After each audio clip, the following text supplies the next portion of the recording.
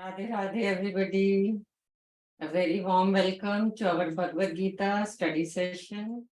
Hopefully all of you saw the flyer and or other notification messages. We're going to do a churn and learn kind of exercise today, a walk down memory lane as we put in the flyer.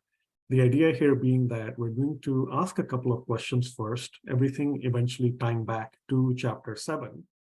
So on the spiritual journey, who or what should you place your faith in? We'll get started first with Sumedha ji. Radhe Radhe, good morning. Radhe Radhe, good morning. Is it Guru? My thought process is that it's Guru who actually teaches you about God and how to live your life on a spiritual path. Mm-hmm. So I'm coming from that angle. Wonderful.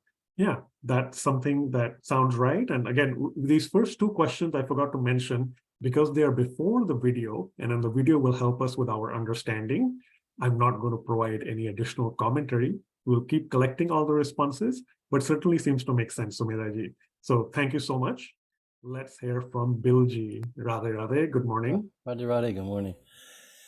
Well, of course, I immediately thought God and Guru, but then as far as the source of knowledge, perhaps the sacred scriptures. Sure. Yeah, that comes to mind as well. Yep, the sacred scriptures. Yep. So let's piece all that together. We have God as well as Guru as well as the scriptures. Yeah, the second question is, how can you increase faith in God and Guru? So let's see. I'll go with Ishita ji first and get back to Sumedha ji and Lavina ji as well. So Ishita ji, Radhe Radhe, it's good to see you on Twitter as well. Yeah. Where are you joining us from? Sorry? Where are you joining us from? Yes, I'm from Jodhpur, Rajasthan, India. Okay. And it's my first session. I'm new to the community. Okay. I'm not sure about the answer, but I'm just taking a wild guess that through the sadhanas that we indulge into and through the satsang, so the mind that gets cleansed and we start having the faith in God and Guru, I guess, and the positive energy and the vibe that we get through the satsang and the sankirtan and listening to the Guru's vachan, that is Smaran and Shravan. Okay, wonderful. Welcome to the community and the class as well, Ishita ji. And it looks like you summarized a lot in that answer. And Lavina ji, let's hear from you as well, please. Radhe Radhe. So revising the knowledge helps me, like going back into the books and reading, and also the satsang helps a lot to create faith. And I remember Swamiji, and I wrote this down when he was talking to family camp. He was saying like the faith is where the faith is like the pillars on which the palace of Bhakti stands. Yeah. So that really stuck with me, and goes to show how much faith will help us get through this journey. Yeah. Thank you, Radhe Radhe. Thank you, Lavina ji. I love that imagery, the visual that's created, right? Faith, the pillars of bhakti, right? Yeah, amazing. Let's go here.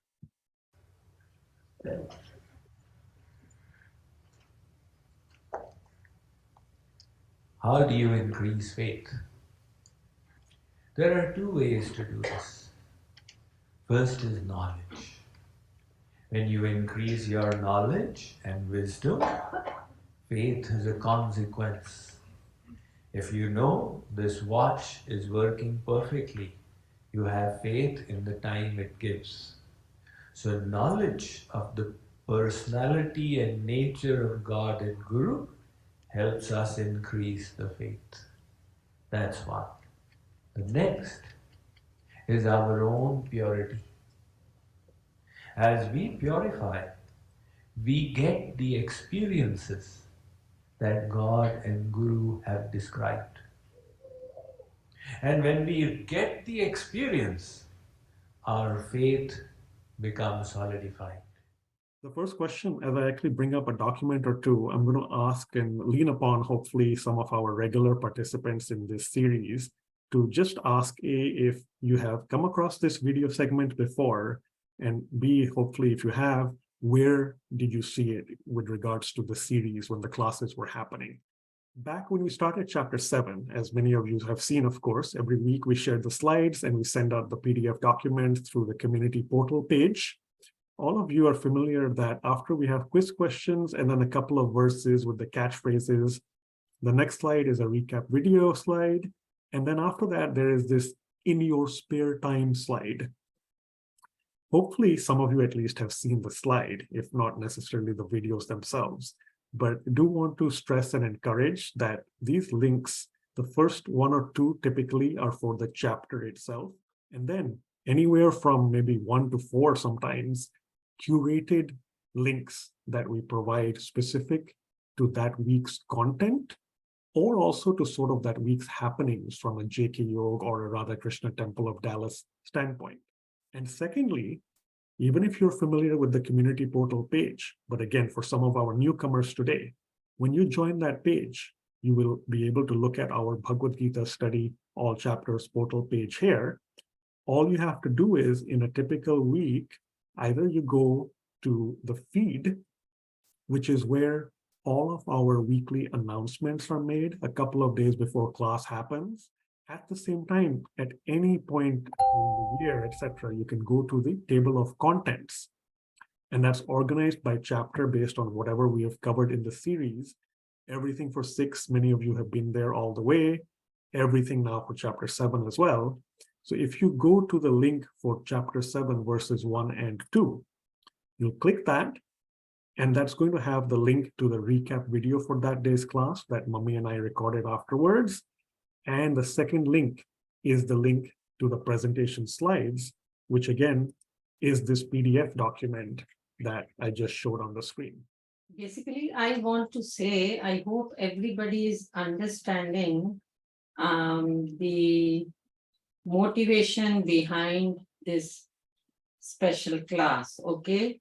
The thing is, we keep on learning, moving with the verses quite fast. And sometimes what Gagan just told you all, that these are the very special curated links which he sends along with the recap video. We are mere facilitators. Whatever we are talking about, it's from Swamiji's commentary book. Then there is loads of learning from Swamiji's videos, right? Just now, like we saw a small segment. Now our plan is for few sessions, we are going to together watch Swamiji's videos and really understand from there what he's trying to explain. And that is what will really help us revise the whole knowledge and wisdom which has been given in Bhagavad Gita. What is, in quotes, as Swamiji said in the video, experiential faith? Well, I've already gone, so why don't I defer to Dale, and then if her answer is different than mine, I'll take it up.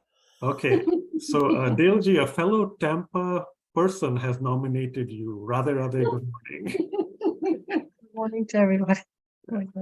So I don't know, I was just remembering that in this video, Swamiji was saying that we receive knowledge from the Guru and from the scriptures, but that it's an intellectual reception of the knowledge. And so we can hear that our life will get better and that we can feel calmer, that our mind will become purified, but then comes the actual experience of that. So, and then I've even heard Swamiji say, not necessarily in this video, but he's talked about how one of the ways that we can verify that we're on the correct path is by looking at those around us in our satsang who are close to us and see, are they changing, you know, are they becoming better, or are they the same as, you know, when we first met them, you know, like, is there somebody that, you know, was always getting angry and they're still just like that, or is there any improvement, that kind of thing. So I noticed, you know, in Swamiji's congregation, you know, whether it was at family camp or whether it's in our satsang or online or in person, that people are really becoming different. We're starting to talk the talk and walk the walk, if you will. So that's the experiential part. Awesome, Delji, awesome. Wonderfully said, wonderfully explained.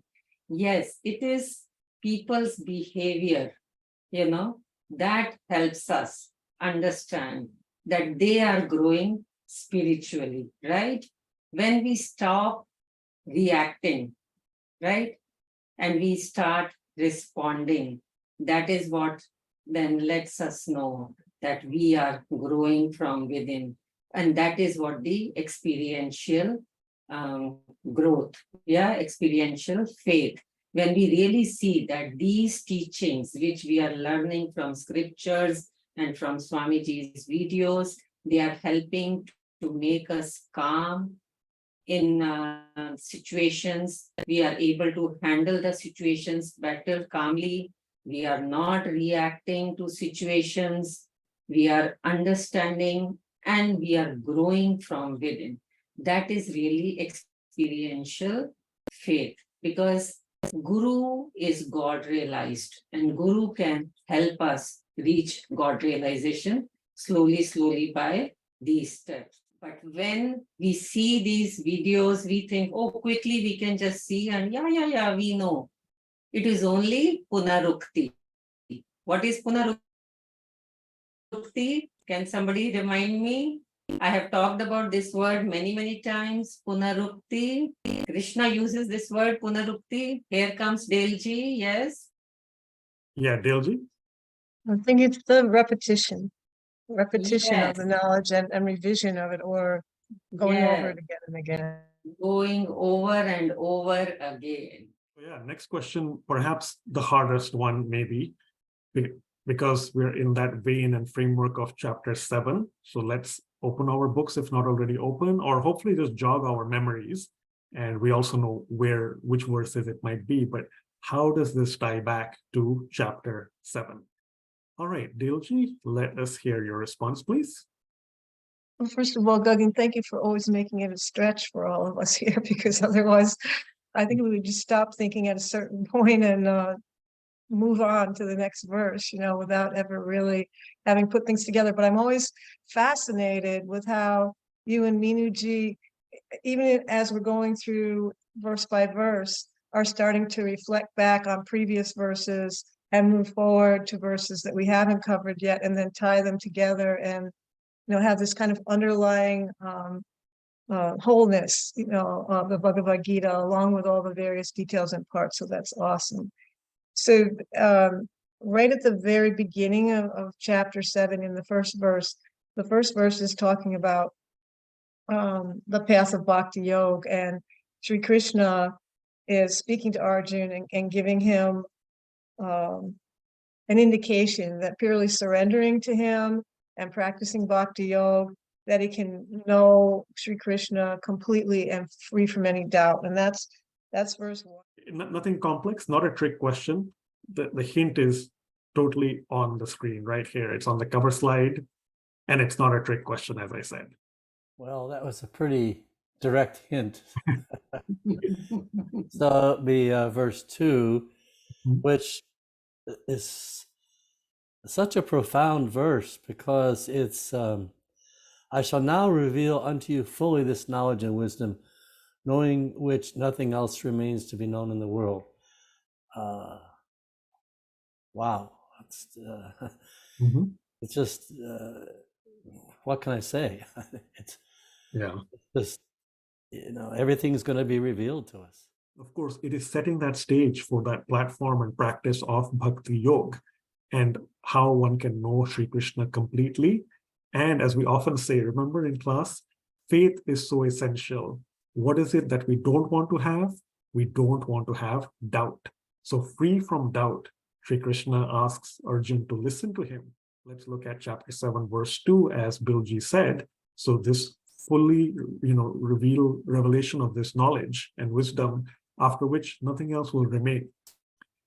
I encourage everybody to go back and look at the commentary here.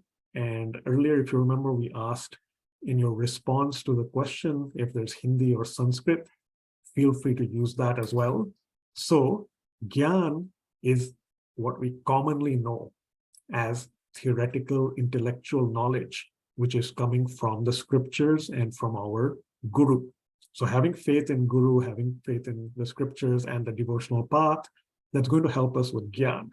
But remember that other question, what is, in quotes again, experiential faith? So a lot of you gave different responses. And what we also would like in Sanskrit is Vignan. So if you all remember here, right here, Vignan is that wisdom or that experiential faith that comes out. It is direct experiential realization, as Swamiji told us and says in the commentary. And the example he gives is, you have a bottle of honey. You can keep looking at it and observing it, and you can know that it is apparently very, very sweet. But if you taste that honey, that is the experience of its sweetness and its nectar-like purity. So that is how Gyan eventually has to convert or evolve into Vignan. What I want to say, that everybody straight away look at the name of this chapter. The answer lies right there. Jnana, Vignan, Yog. These were the first two words which we talked about when we started this chapter. Jnana is the intellectual knowledge, and Vignan is the wisdom. Wisdom when you really experience that knowledge. So very, very important. Krishna is teaching here yoga, union with God. How? Through the realization of divine knowledge. Otherwise, just reading the scriptures is not going to make much difference unless we start implementing it. Now, how do we implement it? Again, when we go through these experiences, when we see, when we do satsang, sadhana, seva, during these experiences, we realize that the knowledge which is given here in Bhagavad Gita, that really helps us in growing on our path on spirituality. You know, first is Shravan, then Manan, then Nidhi Dhyas. So nice to come across all of you. So I had joined the family camp on day 3, and it was a blissful experience, I would say, because I was going through a lot of things, and I would say that the entire experience of attending from the start till the end, that is from the aarti, then the sadhana, then the lecture, everything that just gives you that sort of energy, vibe, a new perspective of what we were in search of, a quest of. And I really found my contentment in that. So I'm really happy to come across all of you. So it is our duty now to let our other family and friends know about this family camp, know about Swamiji's videos. Now today's video, at least all of you can further send it to your friends and family. Okay, let's do our best, because there is amazing wisdom and knowledge in Swamiji's video, and he has explained it so easily that everybody can understand. Let's do our duty towards our Guru and start sending. Write, go through the video fully, write a comment down there, whatever you feel, and then share it further with your friends who are not on this path yet. No harm. We can just do our duty. Whether they come or not, let's start spreading this word, because we all have gained so much from Swamiji's videos. Let's others also benefit from these videos.